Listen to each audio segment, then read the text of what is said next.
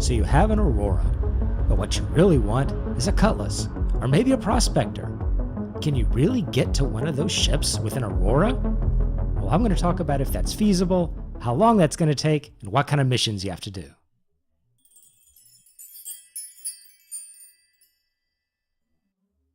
So I started out this experiment by buying in-game an Aurora LX.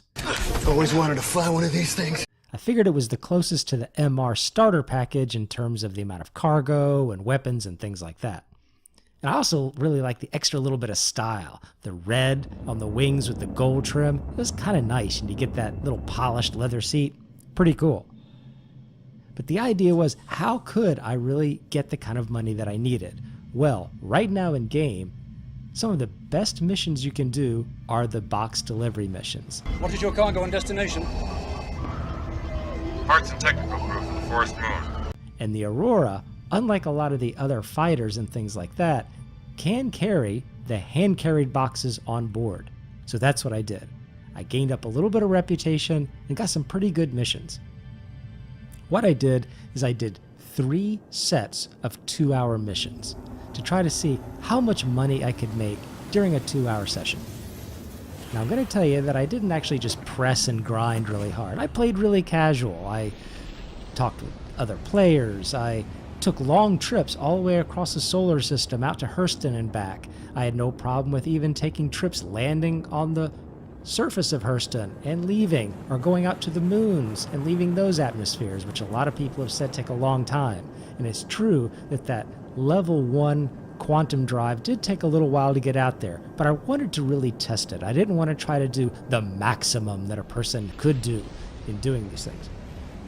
So, in my first 2-hour run, I made about 22,000. Not too bad on delivery missions.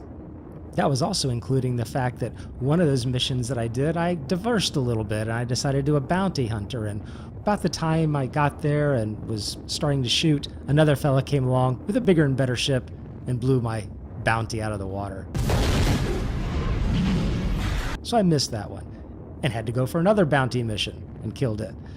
So, like I said, it wasn't all that efficient. In the next 2-hour session, I did the delivery missions and I got 26,000. That was also with a little bit of trouble. I lined up a whole series of missions and one of them timed out before I was able to turn it in. So I lost out on about 7,000 or 8,000 right there. And then finally I did another 2-hour session, and this time things went pretty smoothly. I also did miss out on one of the deliveries, but it was kind of one of the smaller ones, and I got 30K. Now with all of these missions, they weren't necessarily all the top end high tier. Once again, I was trying to be very fair. A lot of them were paying out about 7,800, but some of the missions were just a little under 4,000. So I really wasn't trying to max out everything. I was trying to make this very fair. So how did the math work out? I figured a person that likes to play games at the end of their work or school day, likes to get on and during the weekday, maybe play for an hour each day.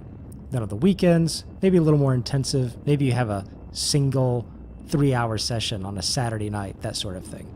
I figured about a total of 8 hours a week. Now with my average being 12,500 UEC an hour, playing very casually, that is 100,000 a week. You put that against the price of a Cutlass at about 1,550,000, that's pretty close to about 16 weeks of gameplay. Almost 4 months. That actually seems pretty doable. Seems pretty reasonable to me. Now, is this really worth it with the continual resets that the game has about every 3 months? Well, maybe.